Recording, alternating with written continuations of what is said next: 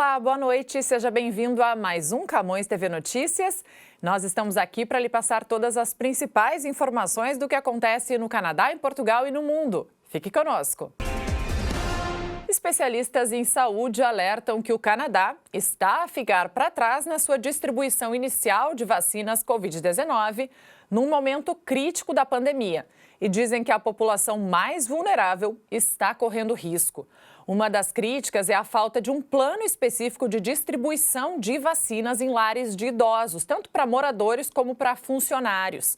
Uma professora assistente da Universidade de Dalhousie e virologista do Centro Canadiano de Vacinação lamenta o caos e destaca que os lares precisam de uma estratégia.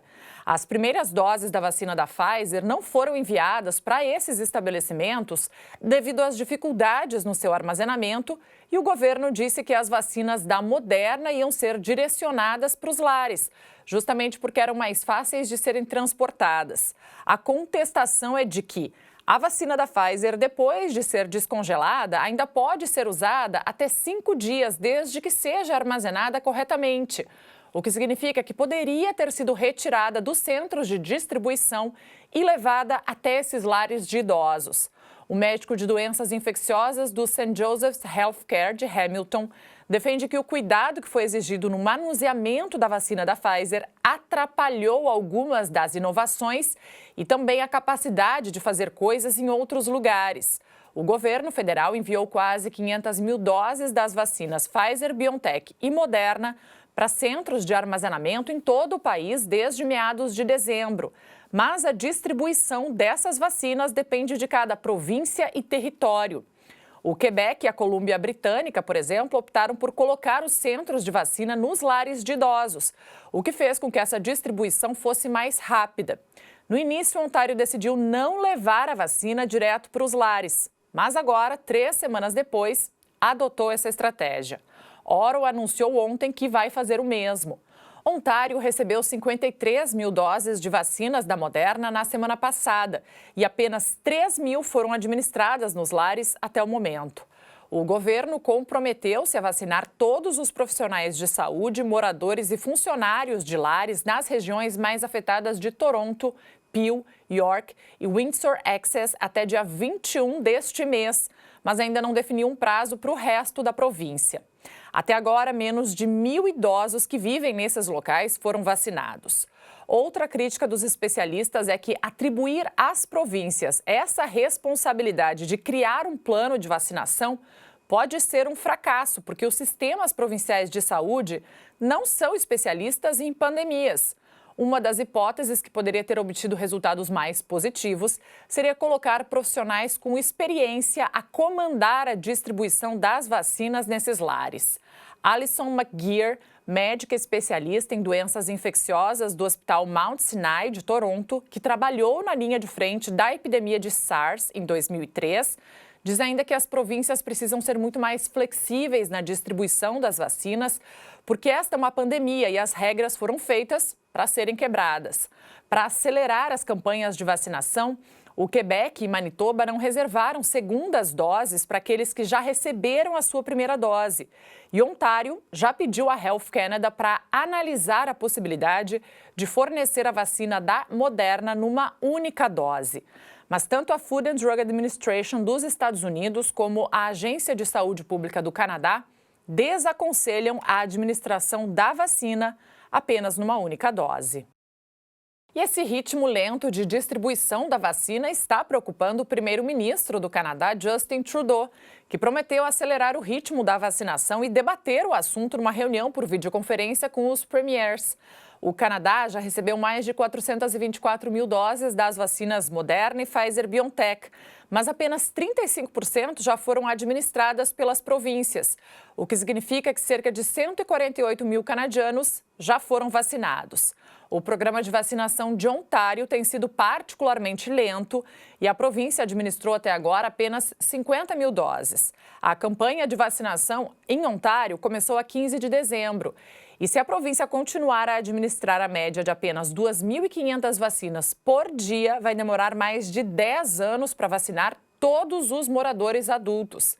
Trudeau disse que entendia a frustração das pessoas porque as vacinas estão armazenadas em vez de estarem sendo administradas e prometeu apoiar as províncias para distribuírem as doses pelos grupos de risco.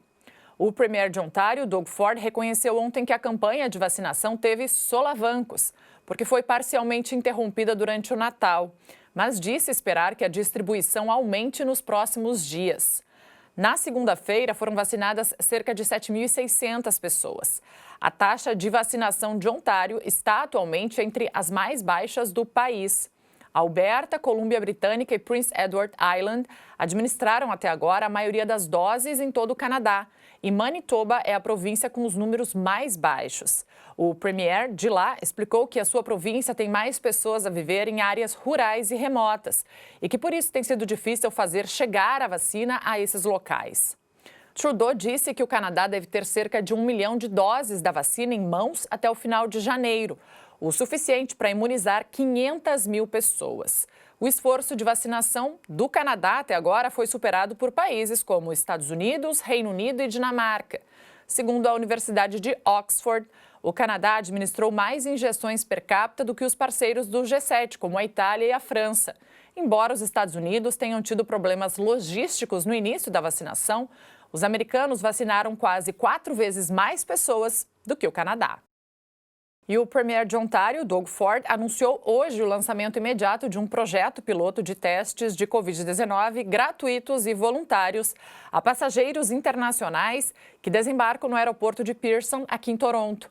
Lembrando que a partir das 0 hora de amanhã, todos os viajantes internacionais que chegam aqui ao Canadá devem apresentar um teste Covid-19 negativo realizado 72 horas antes do embarque, de acordo com as novas regras do governo federal. A ministra da Saúde de Ontário destacou que esse novo teste voluntário será oferecido pela província e adiciona uma camada extra de proteção para os moradores. O teste desse projeto piloto será auto-administrado e supervisionado por um profissional de saúde, pessoalmente ou por vídeo, em um local específico nos terminais 1 e 3 do Toronto Pearson. Os resultados vão sair em 2 dias. Aqueles passageiros que quiserem participar do programa podem se registrar online ou pessoalmente quando chegam ao aeroporto. Todas as pessoas que desembarcam no Canadá ainda são obrigadas a cumprir os 14 dias de quarentena. Ainda segundo a ministra da Saúde, a ideia é justamente trabalhar com o governo federal para implementar o próximo estágio desse projeto piloto, que incluiria um período de quarentena modificado para os participantes com o teste negativo. Apesar das recomendações do governo para a população ficar em casa e evitar viagens não essenciais, o CEO do St. Joseph's Health System e Niagara Health de Ontário tirou férias no Caribe no final do ano. Tom Stewart participou em vários conselhos consultivos de saúde, inclusive um painel do Covid-19 que presta assessoria ao premier Doug Ford. O médico renunciou ao cargo depois da sua viagem à República Dominicana ter sido tornada pública. Esse painel consultivo da Covid-19, do qual Stewart fez parte, é constituído por especialistas científicos e líderes de saúde que avaliam e relatam as evidências relevantes para a pandemia, justamente para ajudar Ontário a tomar boas decisões. Num comunicado enviado à imprensa, o médico lamentou a sua decisão de ter viajado e explicou que a atitude não reflete a dedicação e o compromisso dos funcionários do sistema de saúde de St. Joseph. O Ministério da Saúde confirmou a renúncia de Stewart e disse que todos os moradores de Ontário têm um papel a desempenhar para travar a transmissão do vírus. O sistema de saúde de St. Joseph inclui 6 unidades médicas no sul de Ontário e o Niagara Health tem 5 hospitais ao todo. Stewart é CEO das redes de hospitais desde agosto de 2018 e, quando voltar ao Canadá, vai ter de se isolar durante 14 dias. A casa de idosos St. Joseph's Villa, na Dundas Street, da qual Stewart é CEO, teve um surto de Covid-19 que causou 55 infecções e 8 mortes. No Greater Niagara General Hospital, mais de 100 pessoas testaram positivo e o St. Catharines General também tem um surto ativo. A viagem do médico surge depois de vários outros políticos de Ottawa, Ontário, Alberta, Saskatchewan e Quebec terem feito outras viagens internacionais e enfrentarem as consequências depois dos seus governos terem pedido às pessoas para ficarem em casa durante as férias. As notícias das férias de Stewart surgem depois de Ontário ter registrado mais de 3 mil casos diários de infecção e 51 mortes ontem. O Conselho de Sindicatos Hospitalares de Ontário disse estar desapontado com o comportamento do médico e informou que pessoas em posição de liderança precisam mostrar liderança. A Registered Nurses Association of Ontario também condenou a atitude de Stewart e disse que se tratou de uma ação irresponsável. E à medida em que os casos diários de Covid-19 aumentam em Ontário, um epidemiologista está preocupado com a possibilidade das atividades ao ar livre estarem contribuindo para a transmissão do vírus. Um professor da Universidade de Toronto explica que, embora seja melhor estar ao ar livre do que dentro de casa, as atividades são menos seguras no inverno do que em relação ao verão. O médico alerta que o vírus comporta-se de uma forma diferente no ar frio. No ar quente, as gotículas úmidas ficam mais pesadas e acabam por ir para o chão, o que significa que, para contrair Covid-19, as pessoas têm de estar muito mais próximas de alguém infectado. No inverno, o ar fica mais seco e as gotículas permanecem no ar por mais tempo. As autoridades de saúde pública e os epidemiologistas há muito tempo que garantem esta hipótese. Por isso que a província permitiu a abertura das esplanadas no verão, antes de autorizar refeições dentro dos restaurantes e bares. O especialista da Universidade de Toronto disse que estar ao ar livre ainda oferece benefícios, porque a brisa pode ajudar a afastar as gotas para longe em comparação com ambientes internos onde o ar é reciclado. No entanto, esse mesmo especialista diz que as pessoas deveriam estar cientes de que o vírus se comporta de uma forma diferente no inverno e assim tomarem as devidas precauções para evitar multidões quando estão fora de casa, porque o ar que é partilhado pelas pessoas sem máscara é que as deixa doentes. E começamos as notícias de Portugal com a informação que o presidente da República, Marcelo Rebelo de Sousa, está em isolamento profilático depois de ter tido contato com uma pessoa da Casa Civil que testou positivo à Covid-19. O presidente da República teve contato na passada segunda-feira com um elemento da Casa Civil, cujo resultado positivo ao Covid-19 foi conhecido esta manhã. Lê-se numa nota divulgada no site da Presidência da República. Por causa disso, Marcelo Rebelo de Sousa encontra-se em isolamento profilático preventivo, aguardando as diligências das autoridades de saúde que estão a proceder à análise de risco.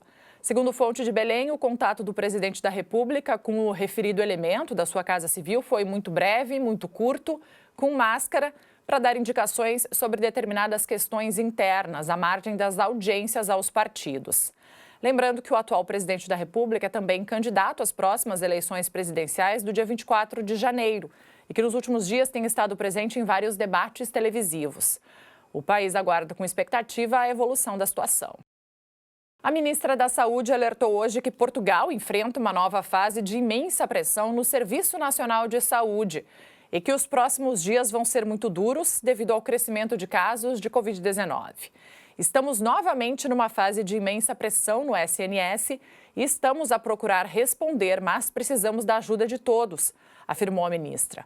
Marta Temido observou que os hospitais têm vivido desde o início da pandemia momentos de grande pressão, assinalando que todos os portugueses têm de perceber que evitar a transmissão é uma forma de ajudar o SNS a responder não só à Covid, mas também a outro tipo de doenças. Segundo a governante, Portugal está novamente perante uma tendência de crescimento de casos de infecção pelo coronavírus e os próximos dias vão ser naturalmente muito duros no país. Questionada pelos jornalistas sobre a falta de profissionais no serviço, a titular da pasta sublinhou que os hospitais têm autorização para todas as contratações que possam fazer, mas notou que o mercado de trabalho na área da saúde, não só o português, mas também outros, está com muita falta de recursos. As pessoas já estão a acusar cansaço, são muitos meses, muito desgaste e trabalho, e há também dificuldade em lidar com esta pressão, pelo que todos têm de ajudar a parar a transmissão do vírus, porque é a melhor forma de conseguir ajudar os profissionais de saúde, destacou. Portugal registra hoje o número mais elevado de contágios num único dia. São mais 10.027 infectados, num total de 446.606 desde o início da pandemia. O norte reúne o número mais elevado de novos casos, com mais 3.857 em 24 horas. Segue-se a Lisboa e Vale do Tejo, com mais 3.333 infectados. O Centro, com 1.932, o Alentejo, com 439, o Algarve, com 307, Açores, com 107 e a Madeira, com 52 novos casos. O número de vítimas mortais pela Covid-19 registrado hoje foi de 91, num total de 7.377 mortes desde o início da pandemia.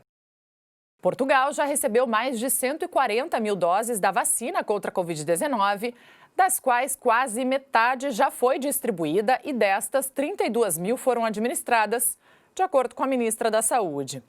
Das cerca de 140.400 doses de vacinas que Portugal recebeu, mais de 66.700 doses já foram distribuídas.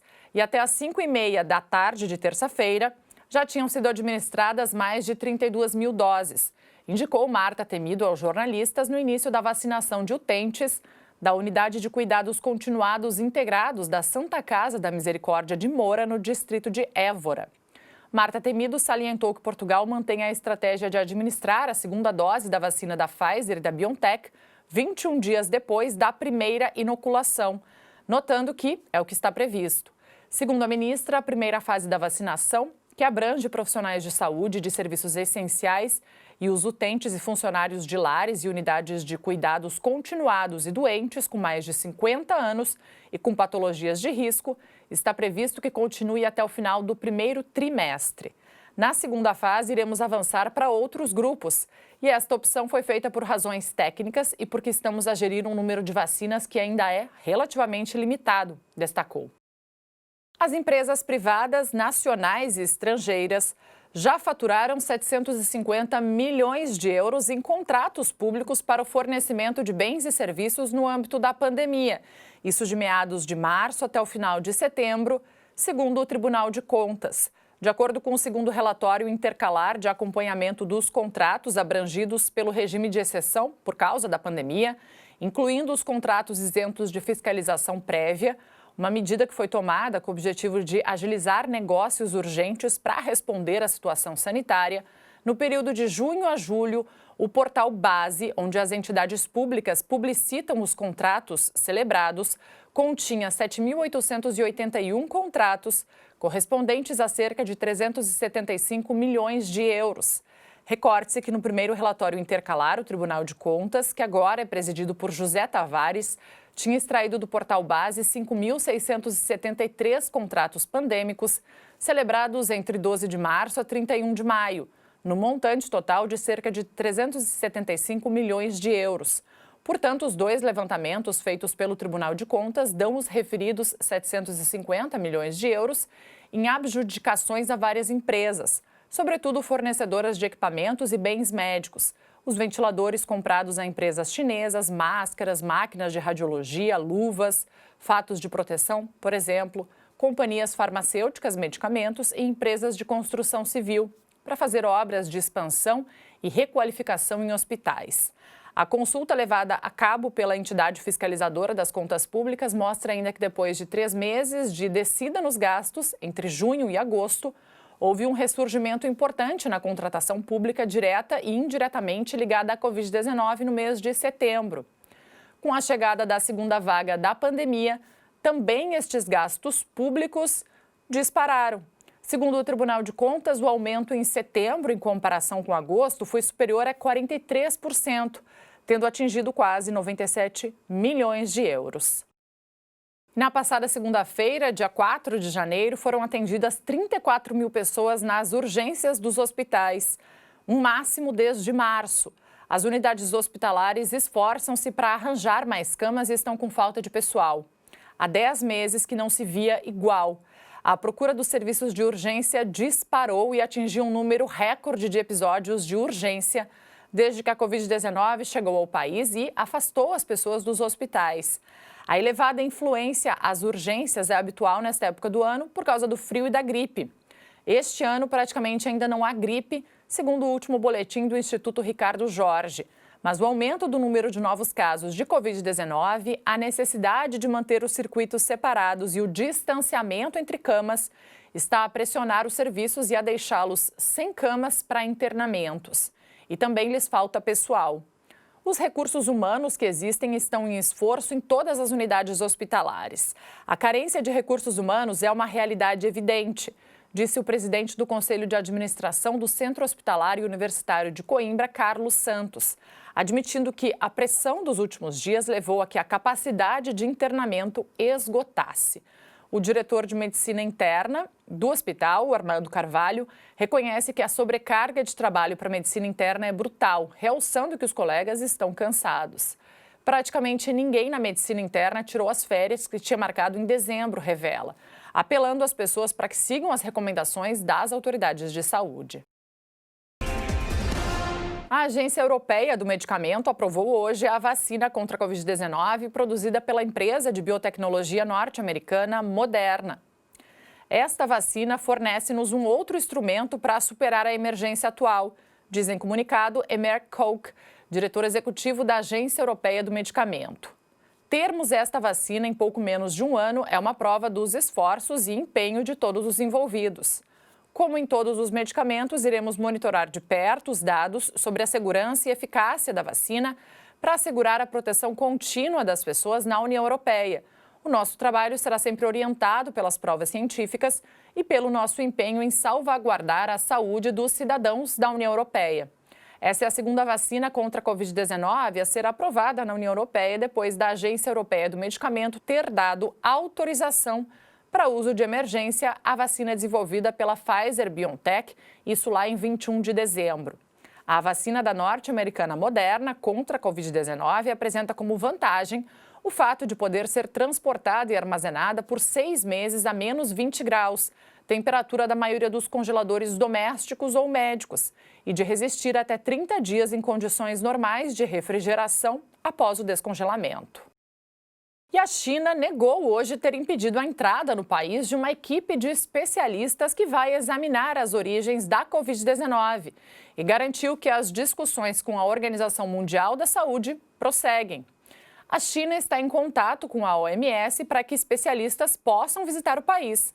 A China está a trabalhar muito nas ambiciosas tarefas de prevenção, mas ainda enfrenta dificuldades para acelerar os preparativos, algo que a OMS sabe perfeitamente bem, afirmou a porta-voz do Ministério dos Negócios Estrangeiros chinês, Hua Chunying.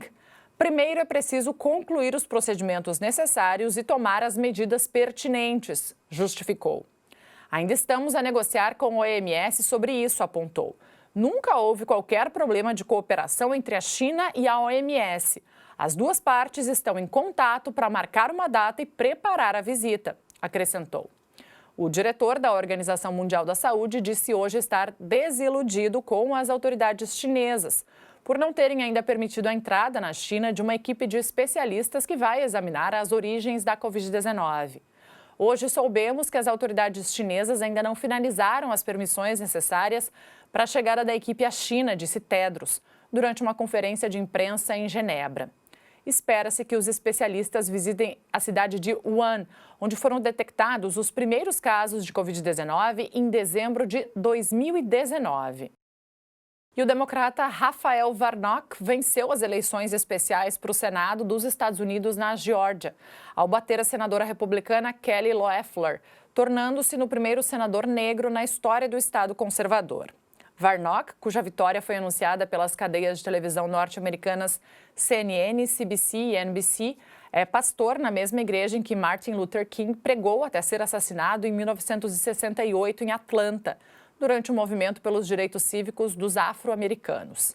Essa noite demonstramos que com esperança, trabalho duro e pessoas do nosso lado, tudo é possível, disse Warnock aos apoiantes num discurso virtual. O outro democrata na luta para ser eleito, Jon Ossoff, também estava à frente na contagem diante do senador republicano cessante David Perdue, quando estavam contados 95% dos votos, segundo a agência de notícias Associated Press. Ossoff, com 33 anos, poderá tornar-se assim o mais jovem senador democrata desde Joe Biden, eleito naquele estado em 1973. A confirmar-se a eleição dos dois democratas, o partido de Joe Biden reforçaria a vitória, podendo obter o controle daquela Câmara, no que seria um novo revés para o presidente em exercício, Donald Trump, que continua sem admitir a derrota nas eleições de 3 de novembro.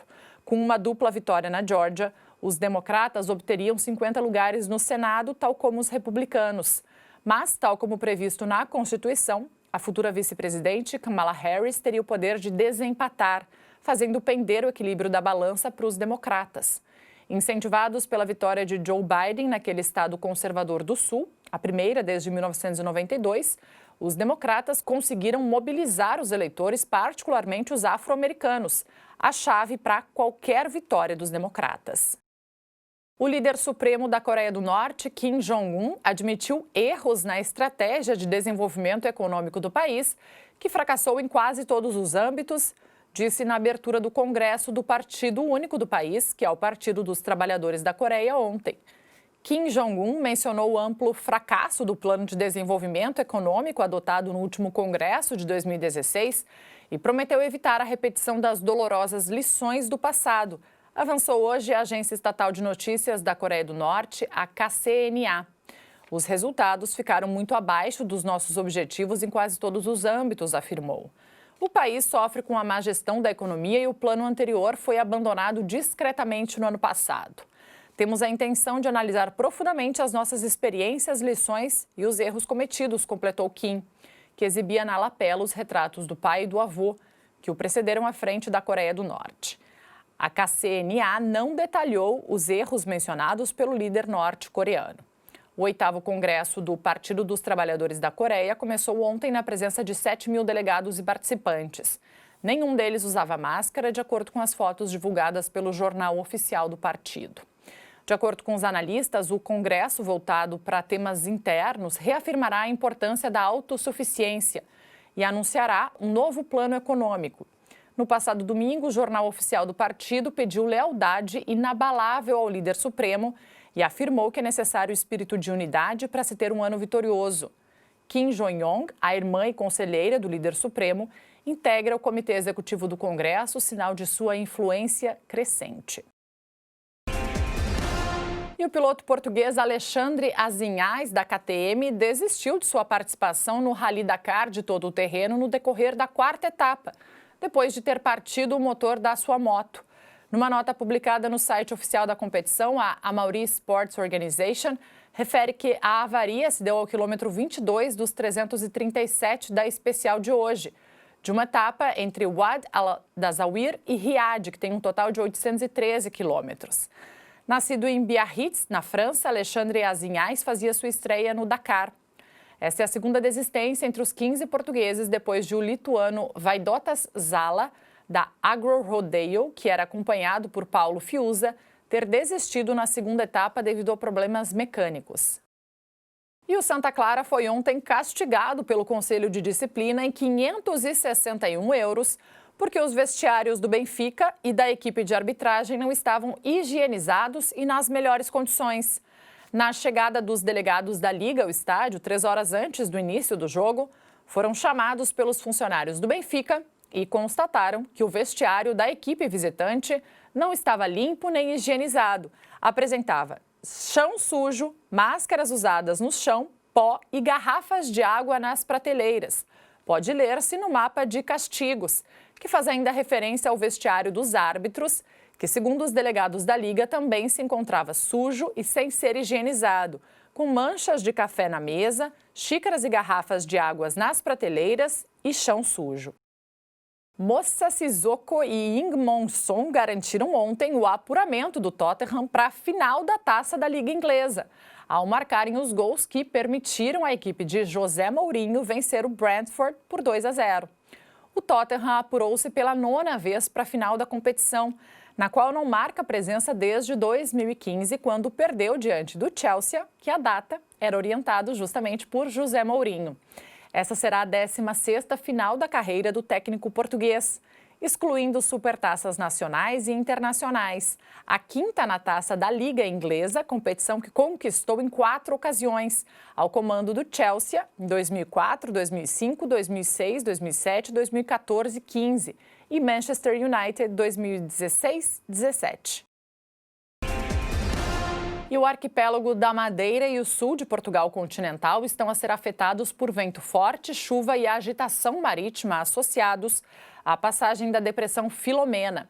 Em comunicado, o Instituto Português do Mar e da Atmosfera indica que os efeitos da depressão Filomena, que está centrada a sul do arquipélago dos Açores e associada a um sistema frontal de atividade moderada a forte, vão afetar o estado do tempo no arquipélago da Madeira e no sul do continente. Na Madeira, os efeitos da depressão serão sentidos pelo aumento da intensidade do vento, prolongando-se até o final da manhã de sexta-feira, com rajadas de até 75 km por hora, sendo até 110 km por hora nas terras altas e nos extremos leste e oeste da Ilha da Madeira.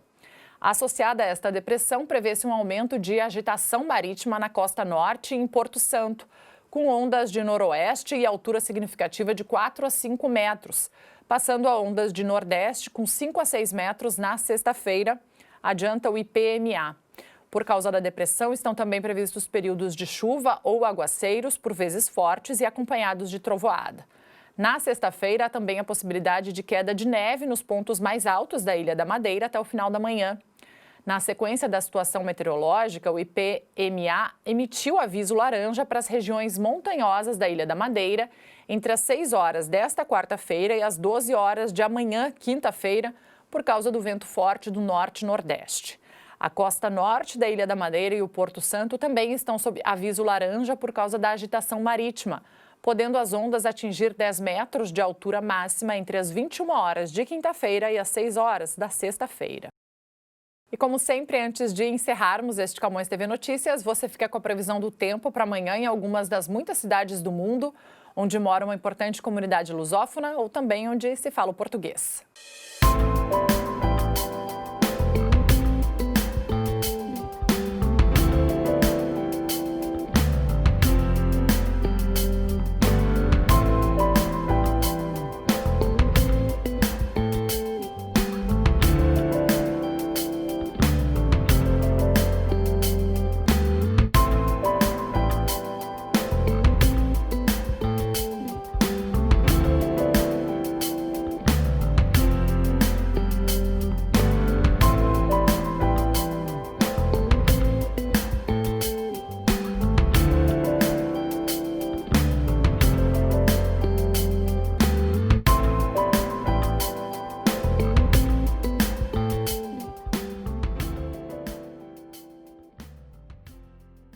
E a edição de hoje do Camões TV Notícias termina aqui. Voltamos amanhã, sempre em português, com o que se passa no país e também no mundo. Tenha uma boa noite e obrigada pela companhia. Até amanhã.